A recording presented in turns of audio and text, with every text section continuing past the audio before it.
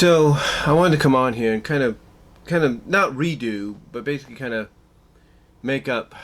Well, actually, you can kind of call it a redo, but kind of update a video I did because some people felt that it was all right. They kind of got what I was saying, but the way I was doing things like eating and drinking and all that wasn't very appropriate. So, I do apologize for that. But, with that said.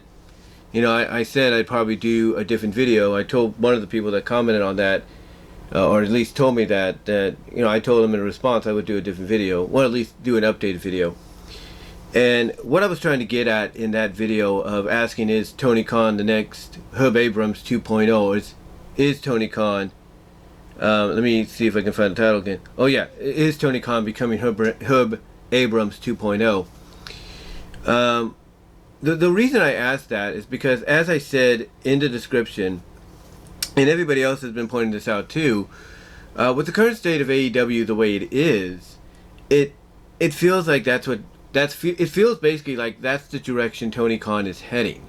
Now, I'm not saying the similarities are identical to a T, because as I mentioned in the original video, and other people have said this too, Tony Khan at least is paying his wrestlers. He is making sure that they have money on the money in the pocket, I should say, thus allowing them to provide food on the table for their families and stuff like that.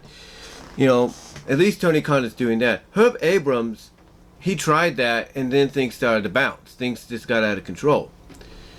But what it seems to be when people say that or ask that question of, is Tony Khan heading in that direction of becoming Herb Abrams 2.0, the second coming, I should say, of Herb Abrams, is because of the way things backstage are. Not financially, but chaotic-wise. I mean, I get he's trying to smooth things over. He's trying to make things more peaceful than what it sounds like, but, it doesn't seem like that's the case. Now, Dynamite currently right now is being aired on television, Eastern-wise and Central State-wise, while myself and others here on the West Coast and the Mountain West have to wait for it on tape delay. But be that as it may, from what I've seen with the clips off Twitter, it does seem like things might have gotten better. Not saying that they did. I mean, perception is only seen in different ways. Perception is seen differently by others, I should say. And, one could perceive what they see tonight as, okay, it was just rumors and everything's all right. Well, people are perceiving it by saying, well, they're doing a job, they're putting on a show, and, that doesn't mean everything's all right backstage. And that might be true. But the point that I was trying to get at is, when you look at what's going on behind the scenes in AEW, there are some things that are happening that are very similar to UWF. Not identically similar, but similar to an extent. Like I said, with the chaoticness behind the scenes, no communication, stuff like that. The only difference, like I said, is at least Tony Khan is TK. He's paying his people. He's paying his wrestlers. He's paying his backstage crew and stuff. At least he's doing that. And the other difference is he's able to fill out a majority of the time certain venues, as best as he can. More so than, Herb Abrams did. Herb Abrams had this, as I mentioned in the other video, had this grand thought of selling out the MGM Grand with one of his pay-per-views, and he could barely sell it, and he could barely do that. He got basically, I wouldn't say a tenth of the audience he wanted in attendance. He got mainly like a 20th%, if you will, of the audience he wanted. That's how bad it was.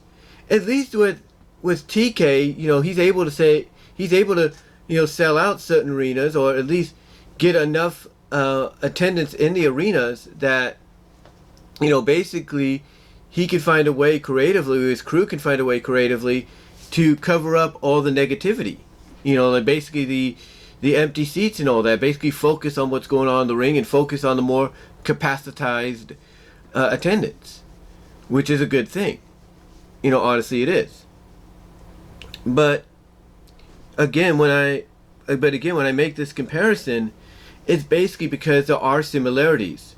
Not identically, but to an extent, like I mentioned. Because mostly of the chaoticness, mostly because Tony Khan, personality-wise, like if you look at his media scrum, conferences he does.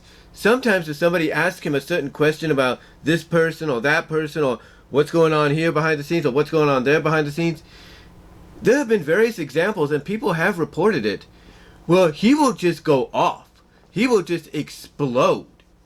And when people see that or even hear that, it reminds them a lot of how Herb Abrams was, to an extent, like how explosive he would be, how out of his mind he would get, or how emotional he would get, or how he would let things get to him when he's supposed to be more professional than that. He's supposed to, just, calmly and, not emotionally, try to answer the question. Don't let, don't let his dander, get the best of him.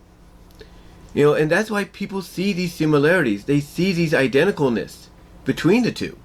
Not just because of what's going on behind the scenes, but because of that. Because of those kind of situations.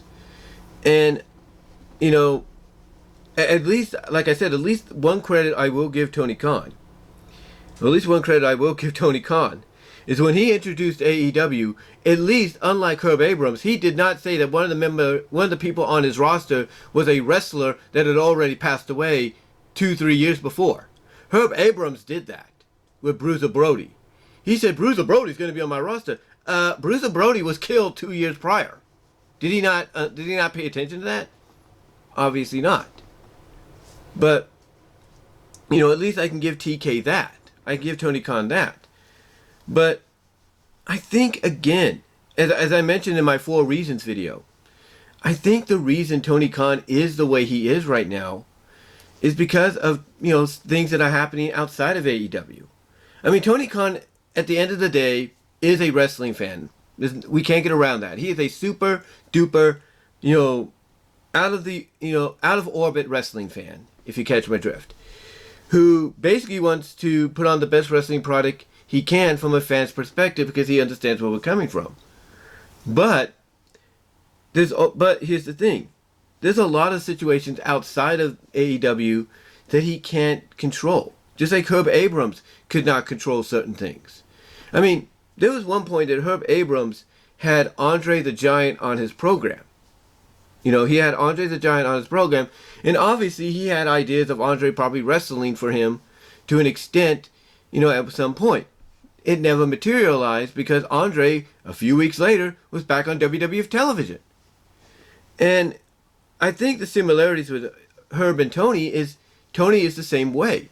It's like he had plans for the likes of Johnny Gargano, Killer Cross, Dakota Kai, maybe Hit Row to an extent, but because Triple H got in charge and got the power that he should have had a long time ago, all of a sudden, all those talents that he wants are now in WWE, or now back in WWE. I mean, right now, as we speak, probably one of the biggest acquisitions that Tony's probably now has under his belt is W. Morrissey, whose contract not that long ago expired with Impact, and now it looks like he's AEW bound. He's all elite, but we're not sure. It might just be a pay per appearance. Maybe an appearance in the Battle Royal, in the Casino Battle Royal on Sunday. We don't know. But that's right now, that's probably one of the biggest acquisitions he's gotten. It's one of the biggest acquisitions he's gotten to an extent. But again, with that being the exception, though, you can't tell me that he didn't want to, bring in Johnny Gargano. He didn't want to bring in Dakota Kai. He didn't want to bring in Hit Row. He didn't want to bring in Killer Cross because probably he did. And like I said in my 4 reasons video, he probably had plans already written up for them when they would show up. But then, like I said, Triple H took control, got them back in, and Tony Khan had to go tear them up because those plans went up in smoke. And, and it's probably caused, and he probably wasn't happy about it to the point that, things just disorderly maybe led from one thing to another. And and it kind of ripple affected itself backstage. I'm not saying that's the case, but I think the timing makes sense in a way, or ironically makes sense. I mean, going back to Herb Abrams, Herb, like I said, wanted Andre. Andre went back to WWF. And it upset him. It got him mad. And that might have led to some of the beginning stages, if not already, contributed to the already ongoing chaotically behind the scenes of UWF.